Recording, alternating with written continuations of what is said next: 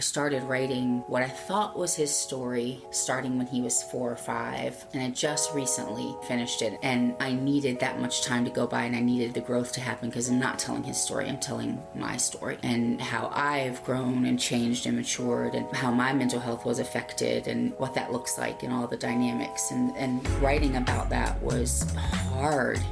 Welcome to Season 2 of Students of Mind, a podcast where we aim to normalize conversations about mental health. Last season, we connected you with experts in the field of mental health to provide an understanding of topics and illnesses that may not have been easily accessible. This season, we will continue our learning journey together by not only speaking to experts, but also by listening to the voices and stories of real people who are living, surviving, and even thriving, while also facing challenges with their mental health in their everyday life. This season, we want to hear your stories to get the full truth of what it's like to manage one's mental health and navigate living with mental illness. My name is Jayde, and today I'm sitting down with Heather Hutchinson to talk about having a son with mental illness and their journey through navigating the mental health care system in America.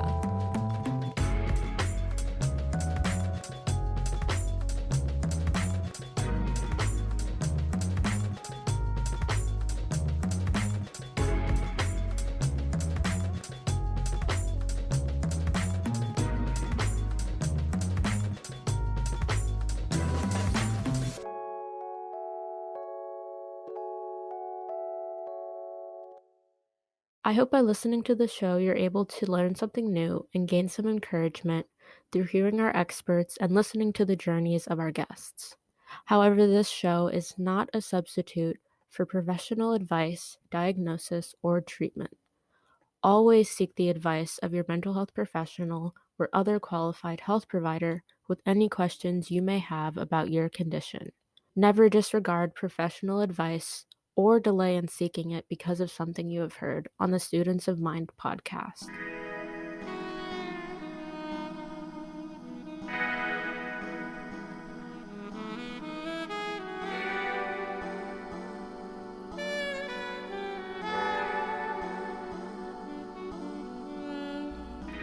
Today's guest is Heather Hutchison.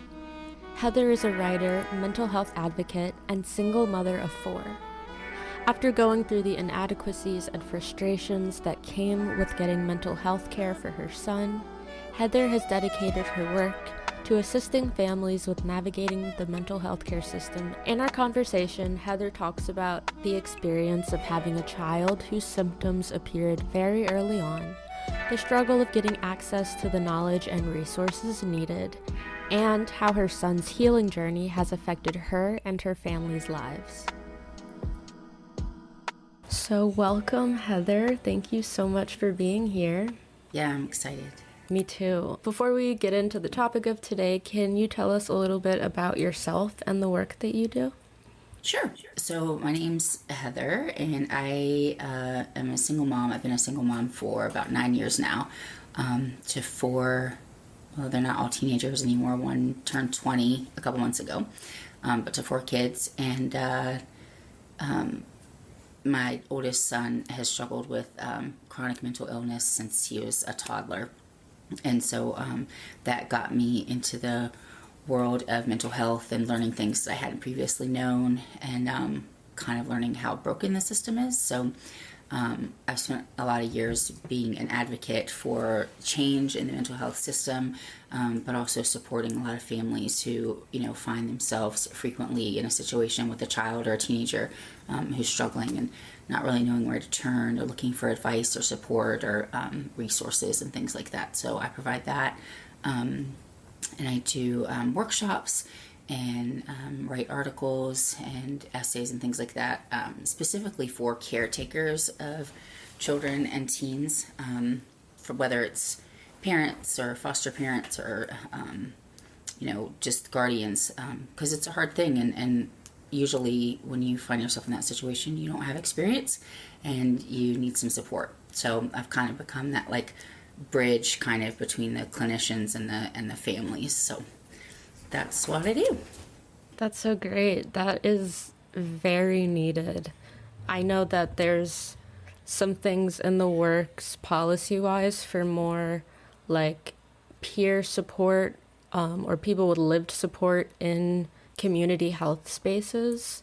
Yeah. So hearing that you're kind of doing that in your own initiative is great, because we definitely need more people who are going through what we're going through in medical spaces. Yeah, absolutely. And it's so interesting to hear your perspective, because for me, I'm on the other side. I have lived with mental illness my whole life and went through a few rough years where my parents were my caretakers, and, you know, helping me with medications and hospital stuff. So for me, I'm seeing this from, you know, the child side. Yeah. And I've seen how hard it's been for my mom to just see me being sick, deal with all the paperwork that you have to do, just everything. I witnessed that. So with your experience, can you just go into what it was like being a mother of a child with mental illness? Can you start talking about that journey? Yeah, absolutely. Well, it originally started when he was really young, and when I started seeking help. I mean, we're talking like by 2 years old. And some of the things I had noticed were he had stopped sleeping. When I look back now, and now that I've had 3 other kids, and a lot further into this journey, I can see other things that I probably missed, like sensory wise. He absolutely had sensory integration disorder, but I didn't know what that was. I didn't know what I was looking for. I just thought he was an easy baby. He didn't want really to be held. He always wanted to just be on his own. But before he was 2, he stopped sleeping, and, I started seeking out the doctor and started throwing tantrums, but I mean, like, epic meltdowns that lasted hours and were massively violent. But, the pediatrician just kept saying, he's a boy, you're a first-time mom, babies and toddlers don't sleep, like, this is normal, you're over-exaggerating. And, I was like, I really need you to hear me. Like, when I say he's not sleeping, like, he's no longer taking a nap, and he's maybe sleeping 3 to 5 hours at a night. And a toddler and a baby should be sleeping minimum 12 hours in a 24-hour time period, and I just was not taken seriously. And so that kind of set me into a space of feeling like a failure, because I would doubt myself. Like, I'm like, is it really me? Maybe I'm not consistent enough. I'm not disciplining right, or whatever. And it wasn't until he was 3 and I had a second child that I was married to a Marine, and they had a program where a nurse on base would come and visit you when you had a new baby, just to make sure everybody was adjusting and see if you needed any help. And so she came to visit when my second son was a few months old, and she witnessed one of those just epic meltdowns. And I was so grateful that she did, because nobody else had really seen it. And we were in Augusta Children's Hospital within the week, which was about 4 hours away, and he was hospitalized for the first time in a psychiatric hold at 3 years old.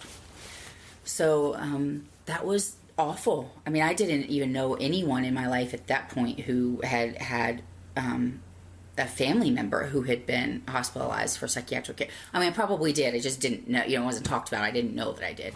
So I had zero experience, I had no idea what to expect. And that dropped us into the psychiatric care kind of a journey that led us down the road.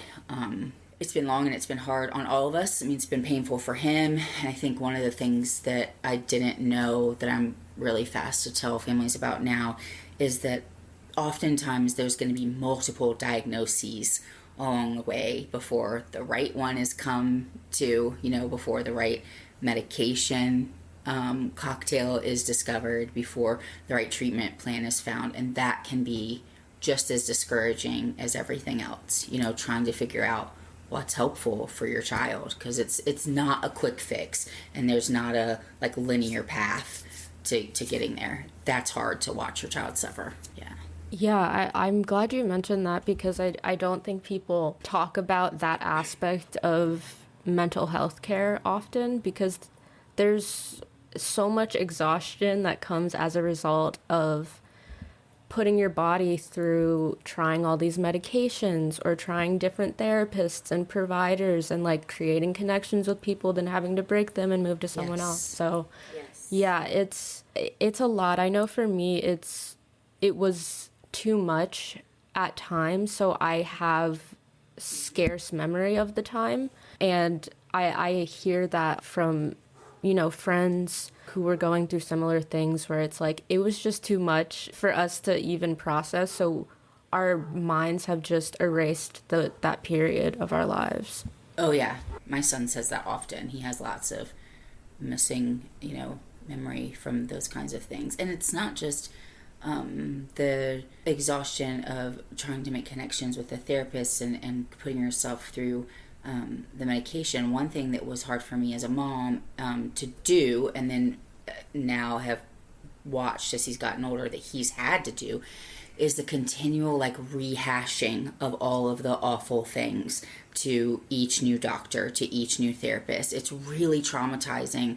As a mom, when I'm sitting in a room and he's 4 or 5 years old and I really need the doctor to understand, how serious this is, how, we need help, make sure that I'm not sugarcoating everything. But my child is sitting there and the things that I'm saying sound like I'm saying he's a horrible person. Like, that was really difficult, and I learned to start asking if I could talk to them outside of the room, because that bothered me. And then the continual, every time he's been to the hospital, he's been hospitalized 12 times, and I know that in the emergency room they have to ask, are you having thoughts of suicide? And if you do you have a plan? But I met with the entire board of the mental health providers here at Mary Washington Hospital, which is the area that we're in Virginia, and gave them some suggestions. And one of the things I said was, I get that you have to ask that question, but when every single person who comes into the room who's treating your child asks that, it is incredibly traumatizing. That just continual traumatization. Are you feeling suicidal? Yes. Do you have a plan? No. Would you tell us if you did? Yes. And then the nurse comes in and asks the same. It's just, that part's emotionally exhausting for everybody in the family too, and it just breaks my heart. Yeah, I'm so glad that you're saying these things, because I just don't think these things are being said, especially the nitty gritty of mental health treatment. And, it's not just the actual treatment. It's like speaking about your experience is hard too. And so having to do that all the time is really distressing and hard on the body too. Absolutely. Yeah. So going back to talking about diagnoses, you mentioned how, usually there's not just one. After he received a diagnosis, like that first one, what were kind of your next steps? I know, you mentioned that you didn't really have any prior experience dealing with this type of thing. So, were there supports there to help you with the next steps after your son was diagnosed? No, there wasn't. So when he was discharged from the hospital that first time at 3 years old, in fact, I just dug out the discharge papers the other day. I wanted to read them again. They diagnosed him at that time with bipolar, which is almost unheard of. There's lots of doctors who are very staunch on saying that bipolar does not exist, before 18. Some will say 16. Lots will say it doesn't show up until early adulthood. I firmly disagree, and there's lots of us parents out there that I've since found through the internet who would say, I absolutely believe my child was born with bipolar, and it showed up right away. But at that time, so 17 years ago, bipolar still has stigma to it. Mental health still has, stigma attached to it. But bipolar was that was a scary diagnosis for me to get, especially when I had no experience with mental health at all. And so I was terrified. There was probably some shame at that time that's, gone now. But because I wasn't educated about it, it seemed like a crazy diagnosis to me at the time because I wasn't educated. So what I did was I just started researching. There was a book called The Bipolar Child, and I bought that, which is it's a good book. It's still out there. I think it's been revised. and there's bipolar teen as well. And I just it's like this thick, and I just researched everything I could find, and started looking on the internet. I started blogging because I was desperate to find. I was like, surely we're not the only ones, like we're not an anomaly. I just needed to find connections so bad, and I really struggled to find it at that time. And then, of course, we were told we needed to see a psychiatrist after he was discharged, but then I couldn't find a psychiatrist who wanted to see anybody under the age of 5. And so that was really, really hard because I was like, well, we had a hospitalization. Now they've started him on some psychiatric drugs. Like, we have to have some follow through. We did find someone, but it was several hours away. There were no support groups. But to be honest, this is another kind of sticking point that I've had through the years. Goes back to what you were saying earlier about the exhaustion. Is I needed support. I don't think I would have even gone to a support group. Like, trying to have the emotional energy to get myself up out of the house into a group to hash through everybody's trauma, even though there's probably things about it that could have been beneficial. I just couldn't have done it. And I had a child that wasn't really safe to leave with. Couldn't leave him with a babysitter. So I wouldn't have sought out that kind of support. I needed the support that I needed is kind of some of the stuff I'm offering now. I wanted to find an article that, had some empathy for me and let me know that there was hope. And I couldn't find it. Like, it just didn't exist. So I started writing it, and that's kind of what started my whole just incredible obsession with this whole thing. Was there's a lot of us families out there, and we're all suffering in silence. You don't go on Facebook and on Instagram and share pictures of your child in the hospital bed when they're in the psychiatric ward the way that you do when they're getting chemo, And so a lot of us are here, but nobody knows. Some of the people who have contacted me behind the scenes and asked for help, people in the public eye would have no idea that their child, even from what they're posting online, that their child is currently, hospitalized, because it's not a safe place to share because of the judgment. So yeah, there wasn't much support there. I've had very little support actually through the entire process, sadly. Yeah, I think that's very common. I also think we need to just start redefining support around this, because energy in those time periods is so valuable. Yes. And so I think there's definitely ways to support each other. Okay, so after receiving the diagnosis, and honestly, when everything started, how did this affect your and your family's lives? Because I know you said when he was hospitalized, you had your second child at that point already. So how did that affect family life?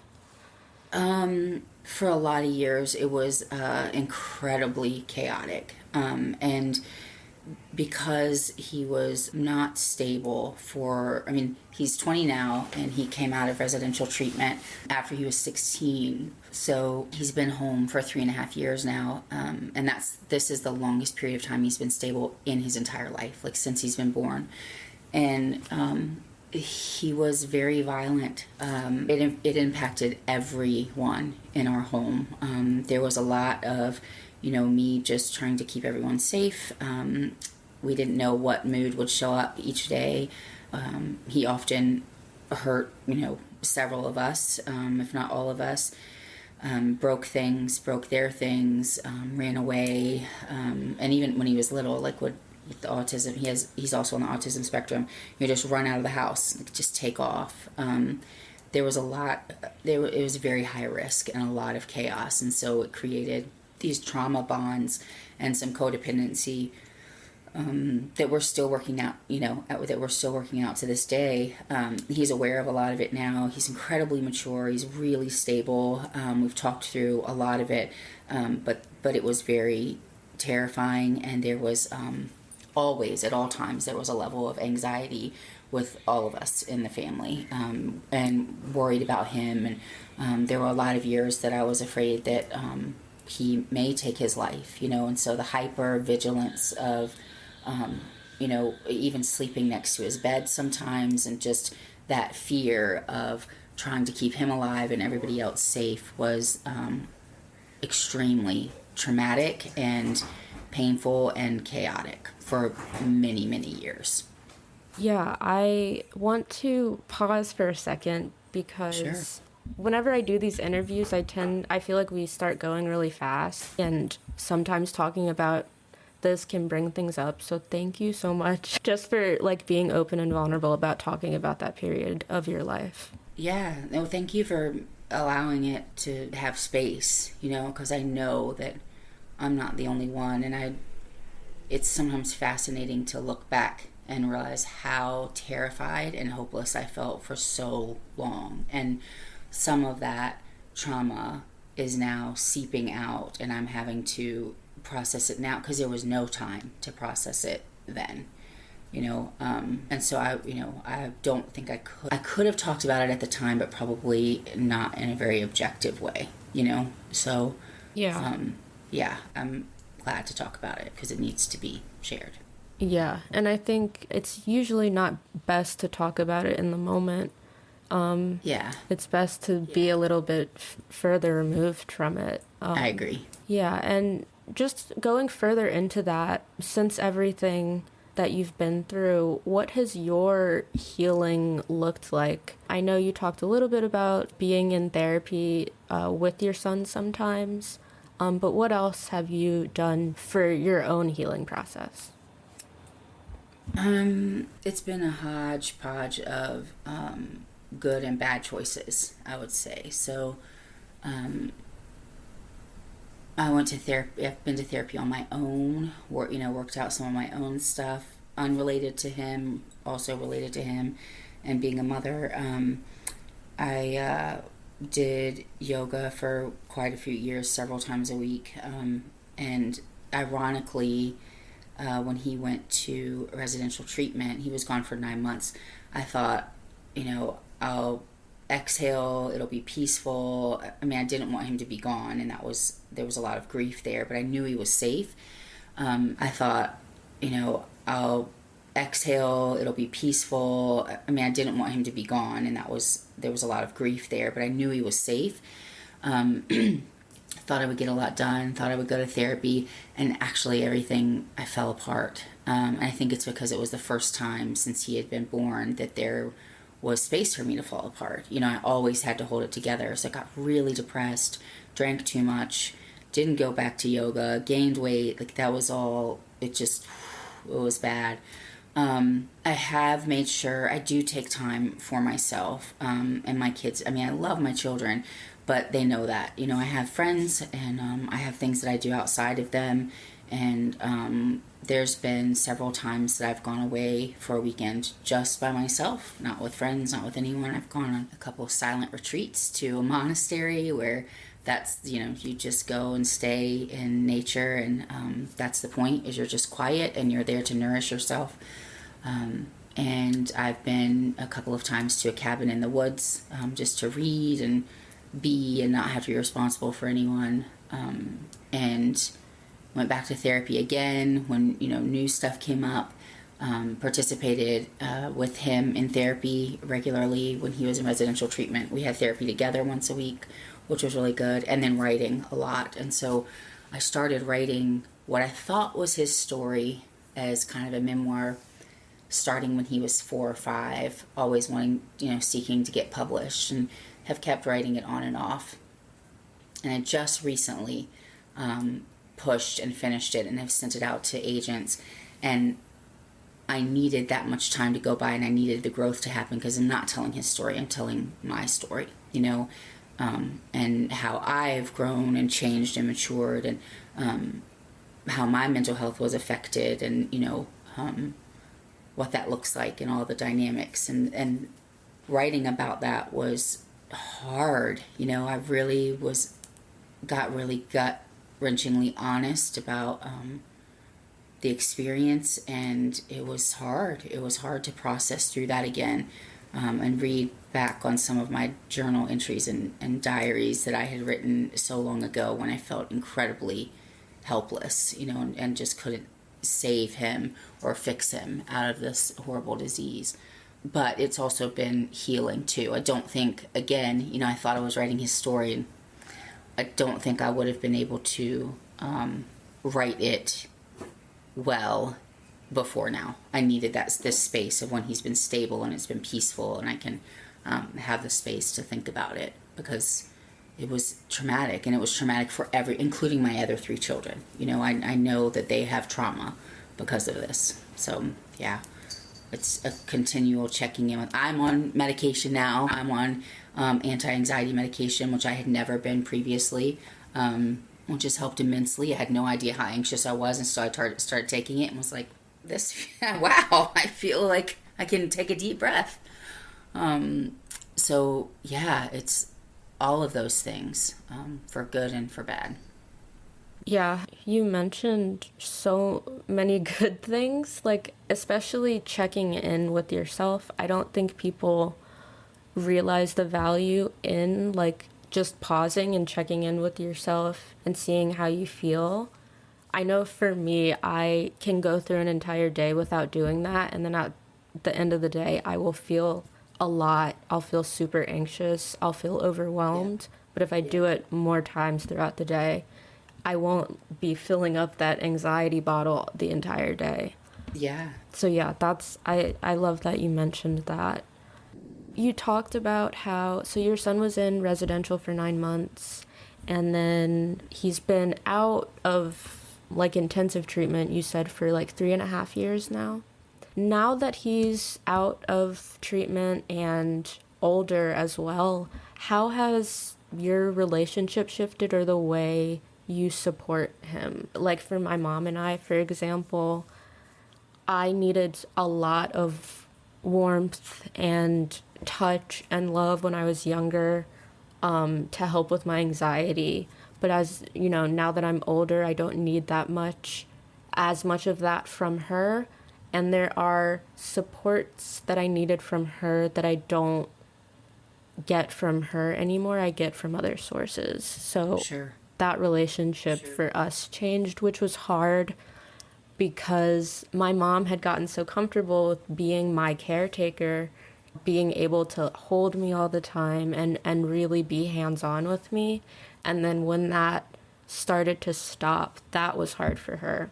So I'm wondering, as your son has gotten older and has been going further through his healing process, how has the way you support him changed, if at all?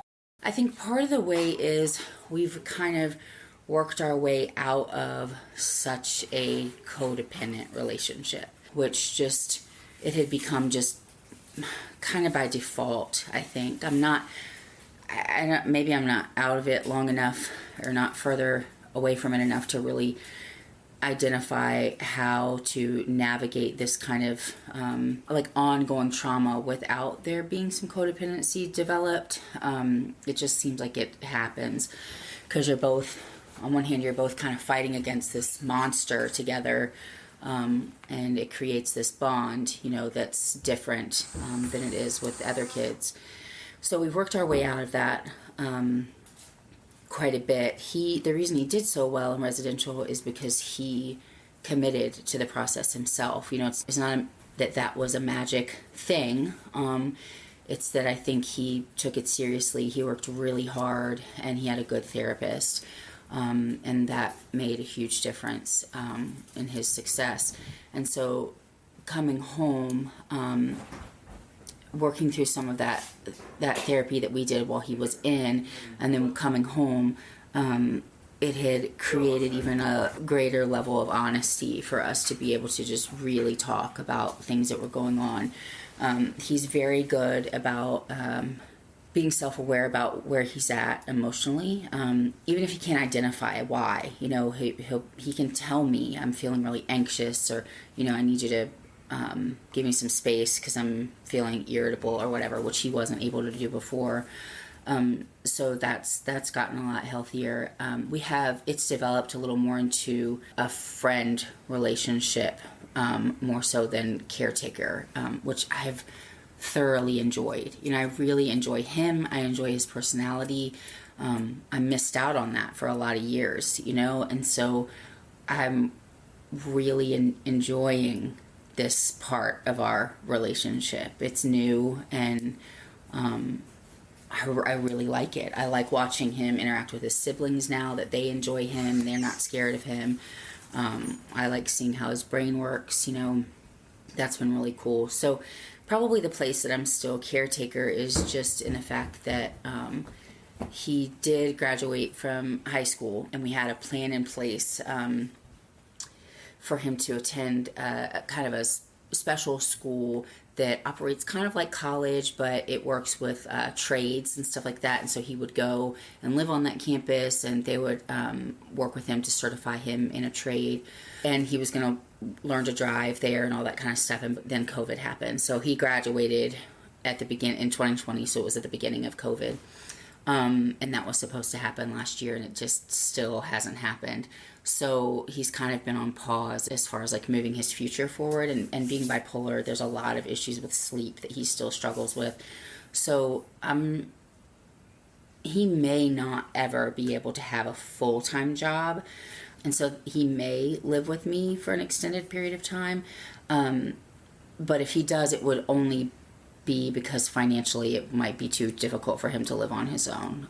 Although I think he'd get a roommate or something like that eventually. But my role as a caretaker is greatly diminished. I don't do much. I see him as a friend, and he comes to me for guidance and that sort of thing. But I don't manage his medication. He does that, and I pick it up, but that's about it. So it's changed dramatically, but it's been a good change, and I feel like it's happened organically and kind of slowly, and also because as he's getting older, it didn't feel like it was jarring or out of place or any of that. So it's been good for us. That's so good. And it sounds, just hearing you speak about his behavior changes and the skills he has now, it seems like he's made so much progress, which is amazing. Yeah, it is. I mean, I didn't know if he would make it this far in life, period, but to be here, and for me to even leave for work in the morning, and so he's home, and to say, hey, can you do the dishes and have them be done when I get home? That sounds like such a minor thing, but that's huge. Like I would have asked him to do something before, and he either would have raged and not done it, or wouldn't have had the skill set or the ability to think through all the steps that needed to be done to get whatever that task is that I was asking him to do. And so having him be not just a functional member of the household, but a contributing member of the household, I didn't know that I would ever see that. I mean, he is just, our lives today are completely different from what it was even 5 years ago before he went to treatment. And, I had police here escorting us to the emergency room, So it's been shocking, but I'm so grateful. I mean, for him as well, that he has peace, and it's nice to see that on his face, Wow, that's beautiful. I'm really happy for you guys. Me too. I'm proud of him. He's worked hard. And you talked about this at the beginning, but can you talk more about the work that you do now and how everything you went through influences what you do today? Yeah. So I started realizing that, the clinicians play a huge role, and, from social workers to caseworkers, nurses, doctors, therapists, all of them. Obviously, they're critical in mental health treatment. The problem is, a lot of times, their suggestions or their treatment offerings are really textbook, and they're really sterile, and they maybe make sense on paper, but they don't really flesh out real life. And I needed someone who could look at me and say, I know we've told you to create these sticker charts, and they don't seem to be working for you, so be released. Like, who gives a crap about the sticker charts? Like, forget instead of like, well, are you guys working on the sticker charts? That should really help. Like, I don't have time to do a freaking sticker chart, I needed kind of that middleman person. And so I've kind of become that. I've built relationship with a lot of mental health people. I've I feel like I have earned my degree in a level of at least children's psychology, even though it's not, or I don't have a real degree in that, obviously. But I speak the language to the clinicians, but I also speak the language of the families. And I think that is a piece that's missing a lot. And even when I was, writing my memoir, one of the things that you have to do when you're wanting to get published is create a book proposal to essentially tell an agent why they should work with you and try to get your book published. And a piece of that is they want you to put in comparative titles. So they want to know that there's a market for what you're writing, and how successful those other books have been. And so I started going through and doing the research, and the reality is very, very little has been written from a caretaker or a parent's point of view, unless they themselves have major mental illness, or they're also a healthcare professional. So it just doesn't exist where a parent is out there telling their story while also offering some suggestions and resources. And I started learning that, this whole journey to getting resources, that's a joke too, because you don't know what you don't know. And, I didn't know until he was at high school that, this may sound silly, but I didn't know. I didn't know until he was in high school that we could use social services. I thought, social services was just meant like CPS was involved. And I thought that you had to be poor in order to qualify for social services, which isn't true at all. We ended up getting a caseworker through our community services board, and that ended up being the avenue that took us into residential care eventually. And then also, when he got out of residential care, put him into a private school that was the most phenomenal school I could have ever picked for him. And we would never have gotten that had we not gone through the community services, through the social services. But I didn't even know that was an option to me. Somebody made a just offhand comment in one of our IEP meetings when he was in the 9th grade. And I was like, wait, what is that you're saying? Oh, it's this program, blah, blah, blah. And I was like, why are we not in this program? Like, how do I not know about this program?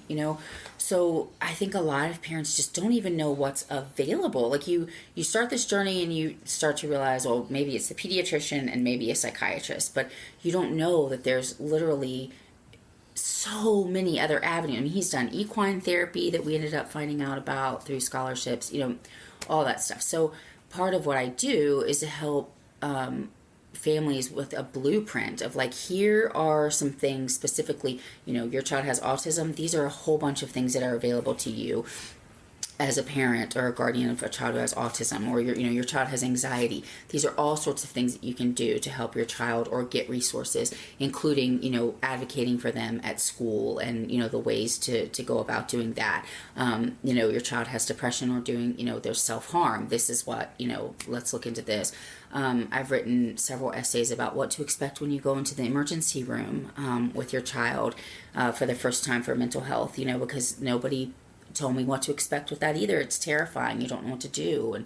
And so I broke that all down, what to expect with your first acute hospitalization. I think a lot of us, like what I said earlier, especially when you get to the hospitalization part, you think, well, now we're going to get some answers. We're going to come out, they're going to have a plan, they're going to have a diagnosis. Not at all. Like usually the child is just being kept safe for a few days and nothing happens. Nothing.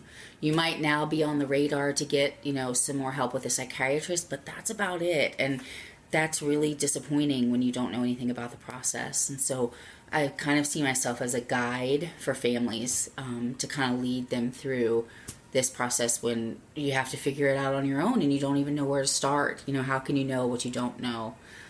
So that's part of what I do. My goal is to get to the place where I'm able to work full-time doing workshops and speaking and writing, because I think this is something, it's not going away and it needs to be talked about more and more and more, and including workshops for teachers as well. I'm educating teachers. A lot of times mental health crises are treated as like it's a behavioral problem, and it's not, and kids get pigeonholed at an early age that then follows them. And so then we've got, the school to prison pipeline that's filling up. And a lot of that can be traced back to untreated mental health problems early on. So I'm just super passionate about it, and at the very beginning of seeking out a bigger audience to continue this conversation, because I think it's vital. I think if we're missing it with our kids and our teens, then we're creating a society of adults later that are struggling,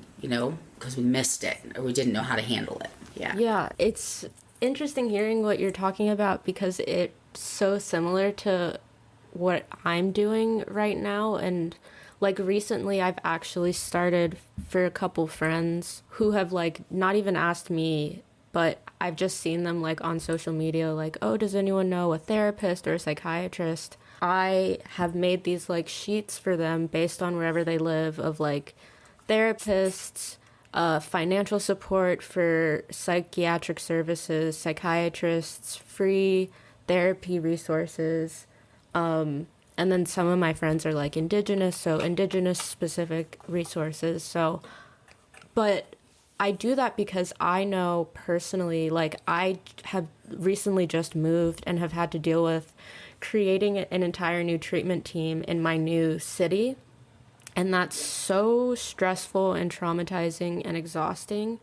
And I was like, oh, if there was someone who I could go to and be like, I just moved to LA and I have all of these diagnoses, this is the treatment I was doing, can I get these resources down here and take that out of the equation for me so I don't have to worry about that stuff? I just get like a list of referrals that are actually helpful for my specific situation. Yes. So that's what I'm like seeking out, like looking out to see if anyone's doing right now and trying to develop a way to do it that's sustainable, because it's a lot of work researching for other people. But yes, everything that you're doing is so important, and I'm so excited that you're doing it. I didn't plan on doing those things, but that has happened numerous times where families have come to me and asked for help, and so I end up kind of like what you're doing, creating this blueprint. But it is a lot of work, and like you're saying, I mean, I didn't mind doing it because I wish somebody had done that for me. And right. I think we suffered an extended period of time that maybe could have been just cut a little shorter had we had knowledge of some of the resources that were available that I literally didn't even know existed. Like I didn't even know it was a thing, Yeah. And I had wanted at some point, I was like, I wish there was a website. I had a website that like that one website had all like is like a catalog of not even just all the therapists in each area. I thought about that, like in each big major city area, they do this kind of therapy and the DBT and all that. Not just that, but then also had the additional information of like what to expect when you go to the emergency room and what do I do when I go to acute care. And I had this diagnosis, but now they say it's this diagnosis, and what do I do about that? And when we started, I didn't even know what the difference was between a psychiatrist and a psychologist. Like I didn't know that they played different roles. I mean, I had no reason to know that before I was thrown into this. And I think that's pretty common. I didn't know that there was a such thing as a developmental pediatrician and that they can play a vital role in mental health for kids and teenagers. I had no idea that that was a thing, So it's hard to get a full treatment plan when you don't even know what your options are, Yeah, and like you're mentioning things that I don't even know about, and which is terrifying to me because I feel like I've have the unique experience of being thrown into the mental health care system very young. I think this also is because I am Black, and there are a lot of other barriers around, people of color. It's further complicated, absolutely. But it's just frustrating that like at the point that I'm in my healing, that I'm finding out some of these things that should have been told to me years ago. Yep. So yeah, I think you keep saying you don't know what you don't know, and that's so true and so potent when it comes to mental health. Yeah, I mean it can be deadly, and I've also learned that for some reason, the different, groups and departments don't communicate with one another either. So, we even had a caseworker through social services, but I had heard that we could probably get a Medicaid waiver, which even though we had insurance, I got to a place several years ago where I ended up going through bankruptcy because of medical expenses. It was so extreme. And my caseworker had no idea that there was a waiver for mental health to be able to apply for Medicare. And that's a problem, we've been on the waiting list now for 3 years. We're still not off the waiting list, but we could have been on the waiting list 10 years ago, or had this done, had someone told me. But I didn't know to ask because I didn't know it was an option, and then when I did ask, my caseworker was not informed, and that's a problem, So it's frustrating that the families and the patients are the ones who have to do so much of the legwork when, I just love that you made it so clear about how it's exhausting and it's hard on your body, because it truly, truly is. Yeah, and I get nervous sometimes and overwhelmed just looking at the state of mental health right now, and Same. It feels like there's so much work. But then I talk to people like you, and it makes me realize that, one, there's more of me, because I was really nervous because there was no one, when I was 10 and 11 and I was already talking about this stuff because I was going through it, and no one else around me was remotely talking about anything like it. And to me, that was oh, okay, I'm the only one who's going through this. So sure. I'm an anomaly. So I know that there's a lot of work to do, but talking to you and, like-minded people gives me a lot of hope for the future. Yeah, it does for me too, because it can be discouraging for me as well. But I think it has to shift, and the only way it's going to shift is by us. I don't know that it's going to shift because of anything that the doctors do. Not that there's not good ones out there, because of course there are. But the way that we've set up mental health care in our country that's not sustainable over the long haul, and we're seeing that, which is why we have our prisons are the biggest mental health hospital in our nation, and that's disgusting. It's I feel like it's a crime against humanity. That's just it's not okay. Mm-hmm. It's not. And anybody, it can happen to anyone. It could have been my child who that could have happened to. Ended up in jail because of untreated illness or mistreated illness or uninformed police officers or, those kinds of things. So, yeah. And that's another piece that is important to me is that the law enforcement piece. Because there are some who are working hard to educate themselves, but the reality is, they say more than 50%, sometimes up to 80% of their calls are for mental health issues. Then you should know how to handle it and how to get them resources. And I think a lot of times they don't, and that's a problem, so we need more of us to keep attacking all these spots, because you're right, there's a lot of work to be done. But yeah, I'm glad to have found you too, because it is discouraging. It is. Yeah. And you're doing so much work, and I'm so excited to continue to connect with you after this. But for people listening who may want to learn more about you and see the work that you do or get into contact with you, what are some ways that people can follow you? At the moment, you can find me, if you have my name up there, if they can see, it's Heather Hutchison. There's no N in there, so it's not Heather Hutchinson, but Heather Hutchison. I am on TikTok, do mental health videos on there. My Facebook is public, so that you can find me there, and I've written a lot of stuff there as well. You can Google my name. I have multiple articles that I've written about mental health through different magazines throughout the years, and my Instagram also is public, and so I have just a little bit going on everywhere. I'm in the process of standing up my nonprofit so that we can start getting some funding. Just talked to somebody this week who's mentoring me in that. He has his own nonprofit, and So the goal is to have that stood up pretty quickly so that with some funding I can even start to offer some free workshops. So that would be announced on any of those avenues, and then I would have a website that I would direct you to from all of those social media outlets. So hopefully you guys can find me and follow along as we continue this journey, because we all need all the help we can get, and we need some more mental health warriors like us out there doing this work.